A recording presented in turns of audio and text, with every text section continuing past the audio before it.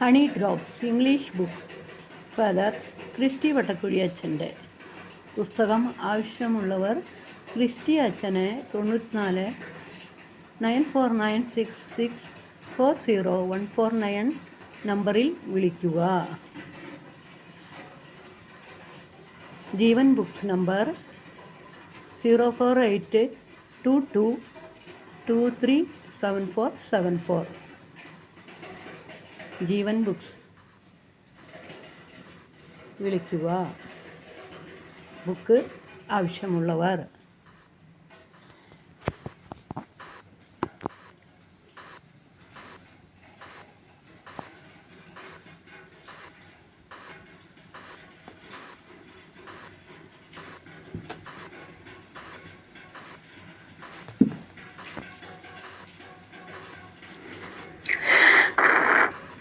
Honey Drops, Book Chapter 30. The 10 Virgins. Matthew 25:1-13.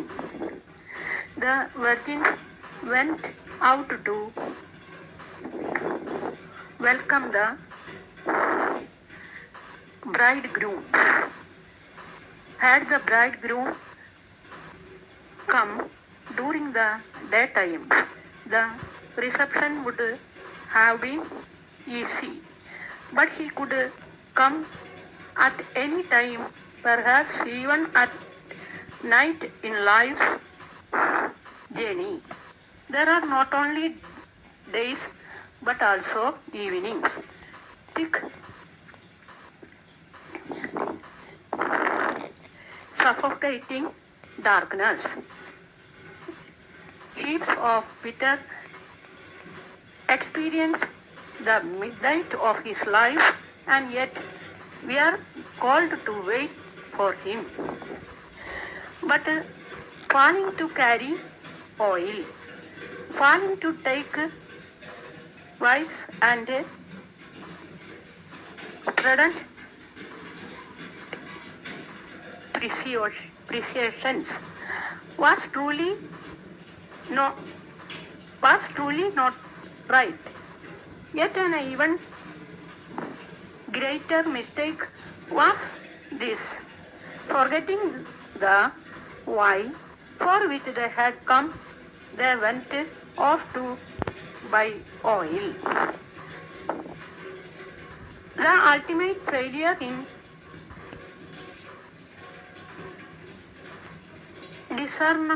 discernment is to forget the priorities in life. What matters is not the lamp, not even the oil. The bridegroom alone comes first.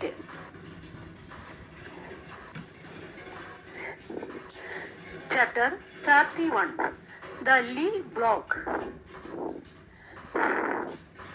A towering snow-covered mountain.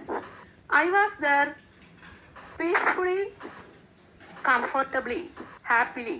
All of a sudden a thought arose in me: is my existence useful to anyone? I decided to come down. I was ready to melt and to flow down. If only I could be too used to someone, it would be enough, I thought. Thus I began my adventurous journey, bumping and striking against rocky cliffs, then following on as streams and small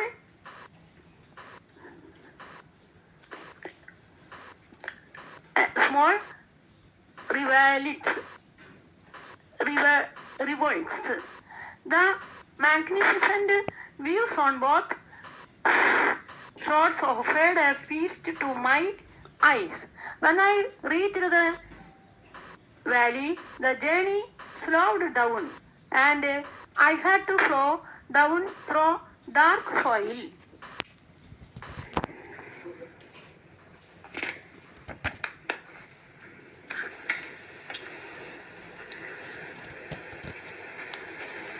dirty and filthy everywhere. All the same as I looked back at times along the path I had passed through. Trees and creepers, beautiful in full bloom. Bird and animals too were filled with joy, and I continued my journey. As I approached the sea, my journey slowed down once again. It was close to evening. I gently merged with the sea. Oh, salt, salt everywhere, everywhere. Throughout the night I wandered aimlessly. Then I wept loudly and louder still. However, in the roaring waves, my voice grew fainter and fainter until I fell silent. Oh, was I asleep and dreaming? The next day, the sun came up on the horizon. For a while, the sun crushed and comforted me. Then he lifted me up from the depth of the sea, and in the warmth of his embrace carried me upward.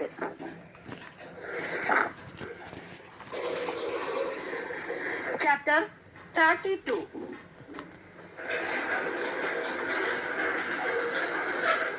Contentment.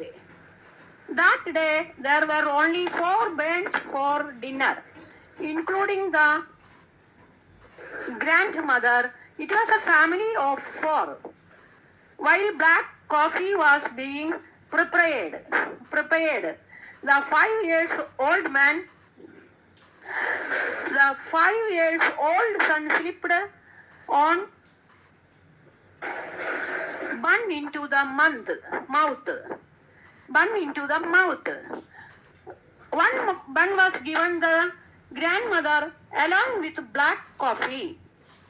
The son was given a glass of black coffee. The parents of the boy sat down and had a bun each and coffee. That was when the little boy began to whine. He wanted one more bun. Without a second thought, the mother gave her bun to the son. He eagerly dipped it into his coffee and ate it. Stomach being full, the boy ran off to play, jump, run, and rolled around.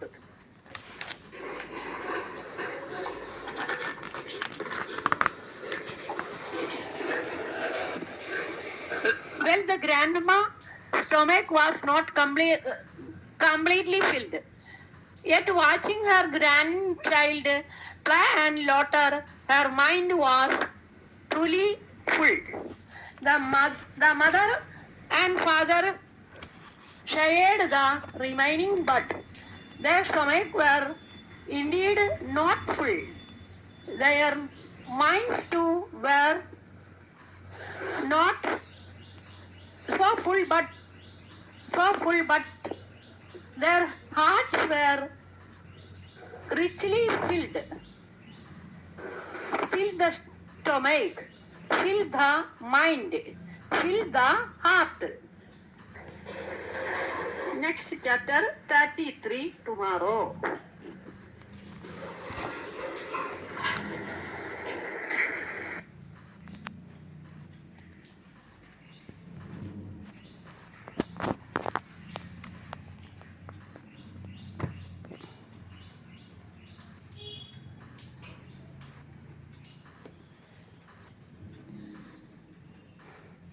ഒരു ചിന്ത. ഒരു സാധാരണ cycle മെക്കാനിക്കായി ഉത്തർപ്രദേശിലെ അയോധ്യയിൽ ജീവിക്കുകയായിരുന്നു മുഹമ്മദ് ഗരീഫ്. 1992 അദ്ദേഹത്തിൻ്റെ ജീവിതത്തെ തകർത്ത് കളയാൻ പാകം ഒരു ദുരന്തം സംഭവിച്ചു. അദ്ദേഹത്തിൻ്റെ മൂത്ത മകൻ മുഹമ്മദ് റയീസ് തൊഴിലാവശ്യങ്ങൾക്കായി കാൺപൂരിലേക്ക് പോയതായിരുന്നു. അവിടെ വെച്ചുണ്ടായ ഒരു കലാപത്തിനിടയിൽ റയീസ് ക്രൂരമായി കൊല്ലപ്പെട്ടു. എന്നാൽ ഈ വിവരം ഷരീഫ് ചാച്ച അറിഞ്ഞത് വളരെ വൈകിയാണ്. മകൻ്റെ മൃതദേഹം റെയിൽവേ ട്രാക്കിനടുത്ത് അനാഥമായി കിടക്കുകയും ആരും ഏറ്റെടുക്കാനില്ലാത്തതിനാൽ മൃഗങ്ങളും പക്ഷികളും അത് കടിച്ചു കീറുകയും ചെയ്തു. ഒടുവിൽ പോലീസ് അത് അനാഥ മൃതദേഹമായി സംസാരിക്കുകയായിരുന്നു. ഒരു പിതാവിനും താങ്ങാൻ കഴിയാത്തതായിരുന്നു ആ വാർത്ത. സ്വന്തം മകന് അർഹമായ രീതിയിൽ ഒരു ഖബറടക്കം പോലും നൽകാൻ കഴിയാത്തതിൻ്റെ വേദന അദ്ദേഹത്തിൻ്റെ മനസ്സിൽ വലിയൊരു മുറിവായി മാറി. എൻ്റെ മകനുണ്ടായ ആ ദയനീയമായ അവസ്ഥ ഈ നാട്ടിൽ വേറെ ഒരു മനുഷ്യനും ഉണ്ടാവരുത്. മുഹമ്മദ് ഷരീഫ് ഒരു തീരുമാനമെടുത്തു. മകൻ്റെ മരണശേഷം ഷരീഫ് ചാച്ച അയോധ്യയിലെയും പരിസര പ്രദേശങ്ങളിലെയും ആശുപത്രികളും റെയിൽവേ സ്റ്റേഷനുകളും പോലീസ് സ്റ്റേഷനുകളും നിരന്തരം സന്ദർശിക്കാൻ തുടങ്ങി. 72 മണിക്കൂർ കഴിഞ്ഞിട്ടും ആരും ഏറ്റെടുക്കാത്ത അനാഥ മൃതദേഹങ്ങൾ ഉണ്ടെങ്കിൽ അത് തനിക്ക് വിട്ടുതരണമെന്ന് അദ്ദേഹം പോലീസിനോട് അഭ്യർത്ഥിച്ചു. തുടക്കത്തിൽ സ്വന്തം കയ്യിലെ ചെറിയ സമ്പാദ്യവും കടം വാങ്ങിയ പണവും ഉപയോഗിച്ചാണ് അദ്ദേഹം സംസ്കാര ചടങ്ങുകൾ നടത്തിയത്. പിന്നീട് ജനങ്ങൾ അദ്ദേഹത്തെ സഹായിക്കാൻ തുടങ്ങി. ഹൈന്ദവ സഹോദരങ്ങളാണെങ്കിൽ അവരെ സരയൂ നദിക്കരയിൽ കൊണ്ടുപോയി ആചാരപ്രകാരമാണ് ദഹിപ്പിക്കുക. മുസ്ലിം സഹോദരങ്ങളാണെങ്കിൽ ഖബറിസ്ഥാനിൽ എത്തിച്ച് ഇസ്ലാമിക ആചാരപ്രകാരം ഖബറടക്കുന്നു.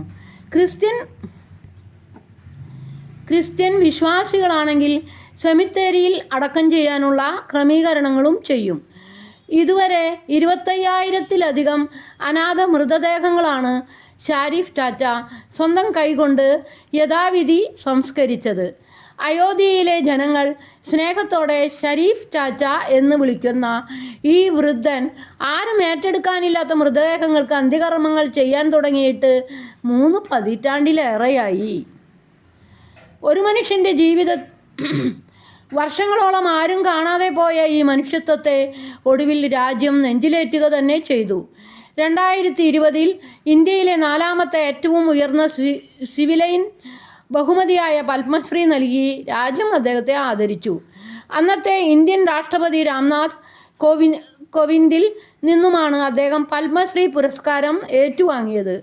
ഒരു മനുഷ്യൻ്റെ ജീവിതത്തിലെ ഏറ്റവും വലിയ വേദനകളിൽ ഒന്നിൽ നിന്ന് ജന്മം കൊണ്ടതാണ് മുഹമ്മദ് ഷരീഫ് എന്ന സാധാരണക്കാരൻ്റെ ഈ കാരുണ്യയാത്ര. മരണത്തിലും മനുഷ്യന് അന്തസ്സ് വേണമെന്ന് വിശ്വസിക്കുന്ന ഷരീഫ് ചാച്ച രാജ്യത്തിന് മാതൃകയാണ്. മനുഷ്യർ തമ്മിലുള്ള പരസ്പര ബഹുമാനത്തിൻ്റെ പ്രസക്തി പറയുന്ന പാഠമാണ്. കടപ്പാട് ശ്രീജിത്ത് ഇരവിൽ.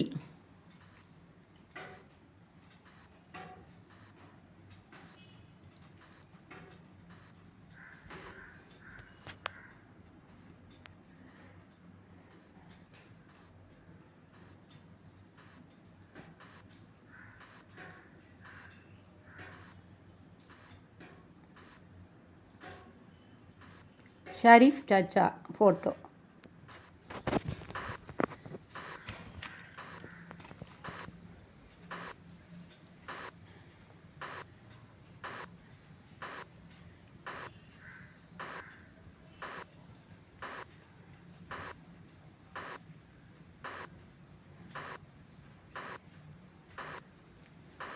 ഒരു ചിന്ത. ഈ അടുത്ത ദിവസം പേരാമ്പ്രയിൽ നിന്ന് പുറത്തു വന്ന ഒരു വാർത്തയാണിത്. 2 മക്കളുള്ള 72 വയസ്സുള്ള കുഞ്ഞിക്കണ്ണൻ എന്ന വയോധികൻ്റെ 1.5 മാസം പഴക്കമുള്ള ജഡം വീട്ടിനുള്ളിൽ കണ്ടെത്തി.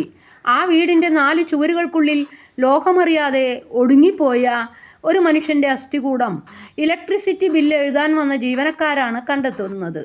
ജീവിതത്തിൻ്റെ സായാഹ്നത്തിൽ അല്പം സ്നേഹവും കരുതലും ആഗ്രഹിച്ചൊരു പിതാവിൻ്റെ അവസ്ഥയാണിത്. സ്വന്തം ജീവിതം മക്കൾക്ക് വേണ്ടി ഹോമിക്കുകയും അവർ വലുതാകുമ്പോൾ തങ്ങളെ വേണ്ടെന്ന് വയ്ക്കുന്ന അവസ്ഥയിൽ എത്തിച്ചേരുകയും ചെയ്യുന്ന ഒട്ടേറെ പേർ നമുക്കിടയിലുണ്ട്.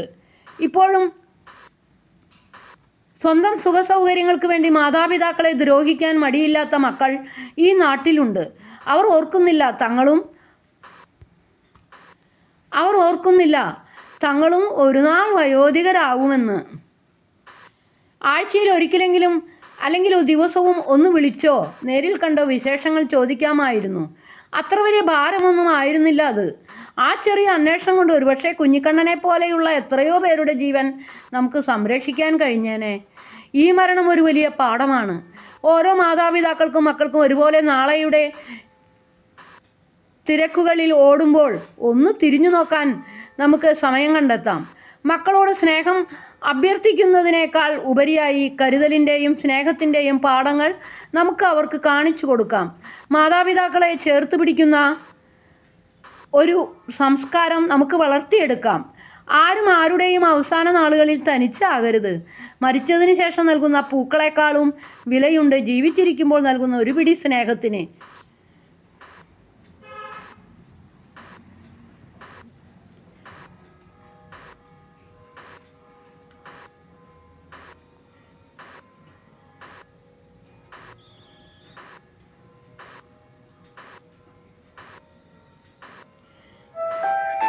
എന്റെ പാപം അവിടുത്തോട് ഞാൻ ഏറ്റുപറഞ്ഞു. എന്റെ അകൃത്യം ഞാൻ മറച്ചുവച്ചില്ല. എന്റെ അതിക്രമങ്ങൾ കർത്താവിനോട് ഞാൻ ഏറ്റുപറയും എന്ന് ഞാൻ പറഞ്ഞു. അപ്പോൾ എന്റെ പാപം അവിടുന്ന് ക്ഷമിച്ചു. ആകയാൽ ദൈവഭക്തർ ആപത്തിൽ അവിടുത്തോട് പ്രാർത്ഥിക്കട്ടെ. കഷ്ടത കരകവിഞ്ഞൊഴുകിയാലും അത് അവരെ സമീപിക്കുകയില്ല.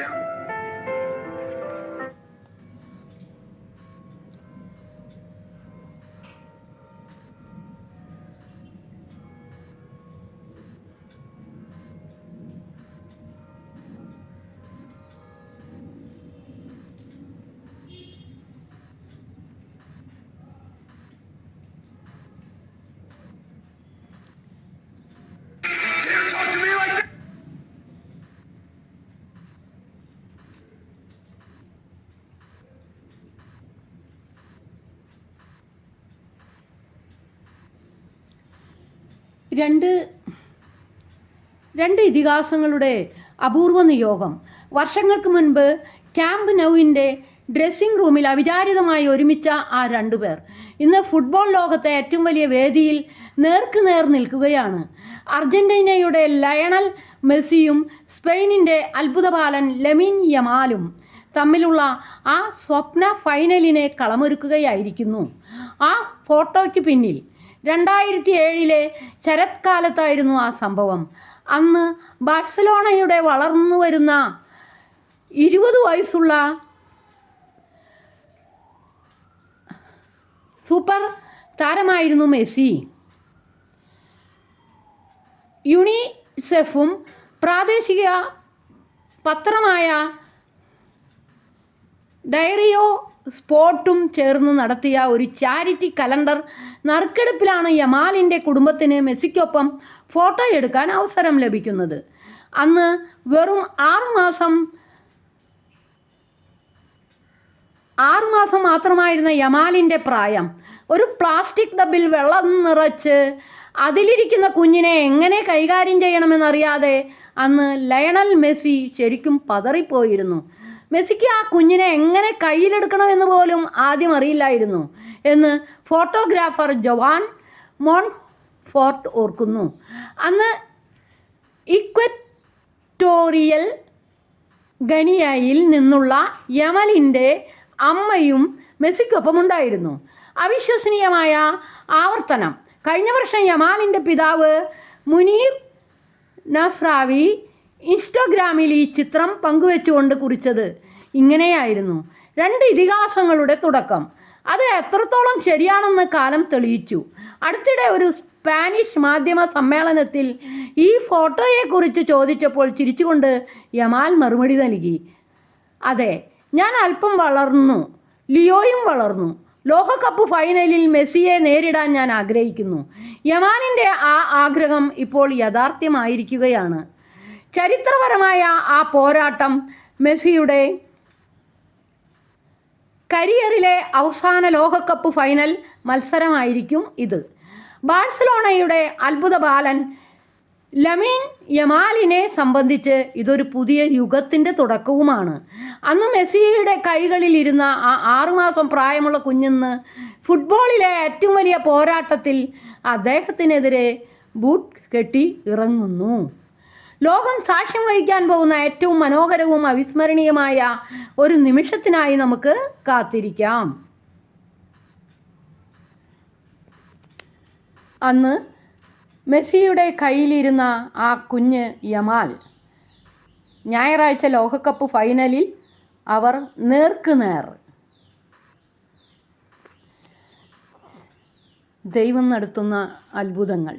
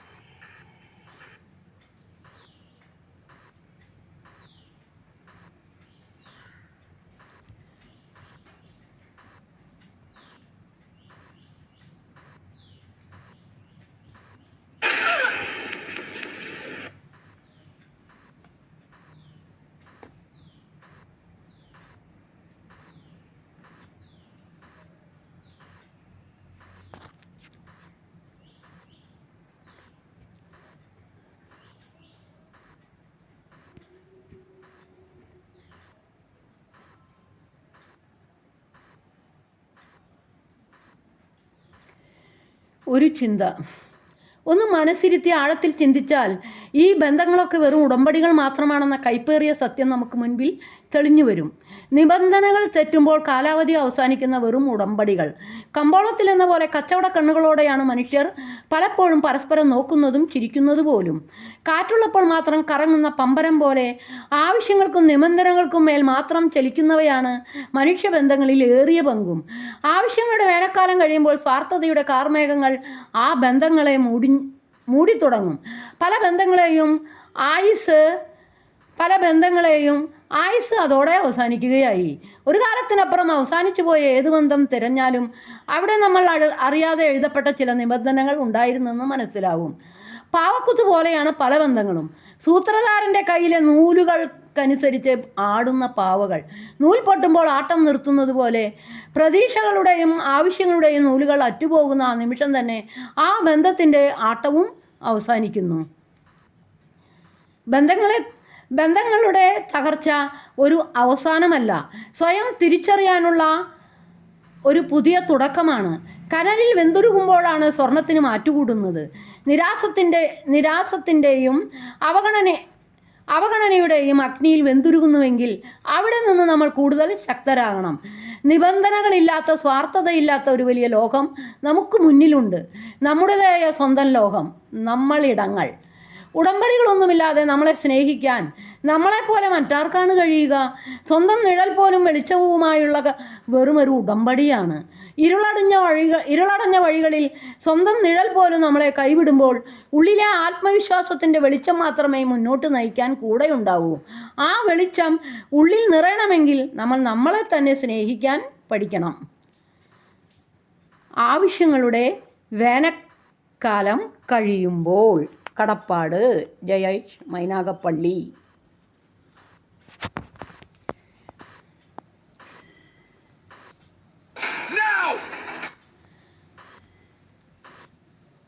എല്ലാവർക്കും നല്ലൊരു ദിവസം ആശംസിച്ചുകൊണ്ട് പ്രാർത്ഥനയോടെ ഗുഡ് മോർണിംഗ്.